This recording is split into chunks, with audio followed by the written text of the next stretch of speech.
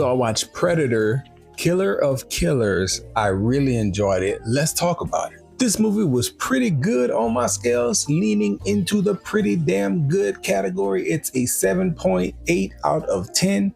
It was absolutely solid in every category. We're gonna do the likes and the dislikes, starting off with the things that I enjoyed. I absolutely love the way that they told a story without using dialogue in different sections of the movie, specifically the parts in feudal Japan. I was really impressed that they thought to make this an anthology series that they can come back to at any time they please. The movie's connection to Prey, although a very, very thin line that connects this to Prey, was incredible and a very good nugget to have right there before the credits start to roll. But one of the biggest things I enjoyed is the fact that they made this thing diverse, and it didn't feel forced, it didn't feel heavy-handed, but they included stories from different cultures all over the world and different time periods and different heritages were honored.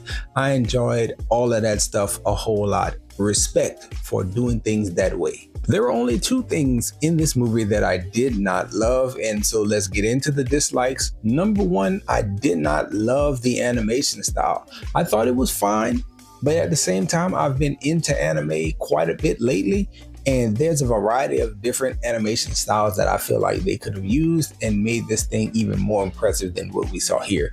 I thought it was good, high marks for the visuals category, but it would not have been my first choice if I had like a set of options. Number two is really big for me. I did not like the last 30 seconds of the film. Now, I did say right before the credits roll, you get that connection to Prey. That's not what I'm talking about. I'm talking about the last 30 seconds of the film where we get to see the final frames of our protagonists. So like we have three protagonists here, and we don't necessarily know what happens to them and how the story unfolds or is finalized for those people. If they were to come back to the well and try to make this a true anthology series that they come back to, will we know the fates of all these different characters? There are things that are clear, and then there are things that are kind of left up to question. And I really wish we didn't have things left up to question. That last 30 seconds, if they could have made a definitive ending, definitively concluded things, I would have felt better. But that's all for the dislikes. Let's get into what is the most important thing about this movie. The most important thing about it to me is that more people should give a chance to animated shows and movies, and this particular feature highlights why. Let's use our imaginations for a second. Imagine if this exact movie, line for line, bar for bar, was a live action film. Imagine how big the budget would be for this thing. There's a whole bunch that would go into it, making it a success. When it's an animated feature, there's a whole lot less pressure. This thing comes out straight to streaming. Those people who enjoy it get to watch it and enjoy it in the comfort of their own home. And if they had chosen to bring this to theaters and they had marketed well enough, I think they would have actually gotten people out to look at this thing if you highlight the diversity and show the anthology nature of it, and maybe even kind of hint at the connection to Prey. Talking about it in terms of being a sequel, that probably would have got people out to watch this thing. But if it was live action, it would have had to depend on that to make money and be profitable, which is something that I kind of get tired of seeing when we talk about movies in theaters. Two, imagining this as live action, let's think about the level of difficulty to see something that is this high quality. Imagine shooting on location for all the Viking stuff, or shooting on location for the feudal Japan stuff.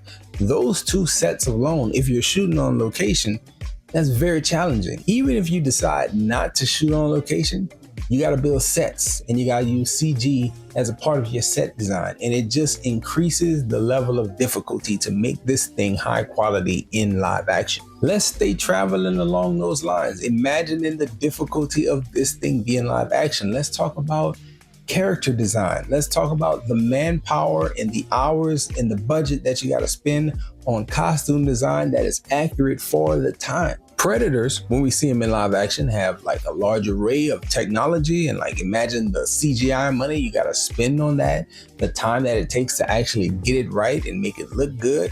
Also, think about the fight choreography and the stunt work that goes into those aerial dogfights that we saw in the third story in this anthology film, as well as everything that happened in the third act that is basically off of Earth. Like, there's a lot of stuff that happens there, and it's like, how do we design that?